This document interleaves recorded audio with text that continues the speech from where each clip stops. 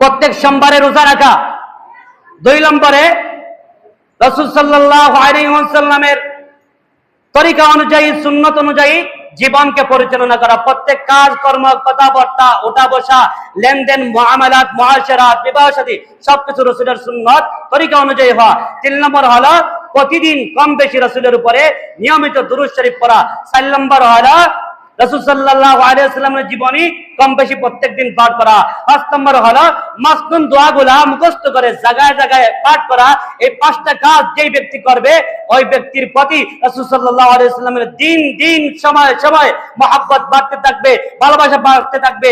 আর যার দিকে রাসূলের মহব্বত বাড়বে ওই ব্যক্তিকে আল্লাহ তাআলা মহব্বত করবে, ওই ব্যক্তিকে আল্লাহ তাআলা জিন্দেগীর গুনাহ মাফ করে দিবে, ওই ব্যক্তিকে আল্লাহ তাআলা জাহান্নাম থেকে মুক্তি দিবে, ওই ব্যক্তিকে আল্লাহ তাআলা জান্নাত দিবে। রাসূলের সাথে আচরণ অনুসরণ করবে, রাসূলের সাথে জান্নাতে থাকার ব্যবস্থা করে দিবে। সুবহানাল্লাহ। আল্লাহ তাআলা আমাদের সবাইকে যেগুলা বললাম শুনলাম প্রত্যেকের আমল করার তৌফিক দান করুন।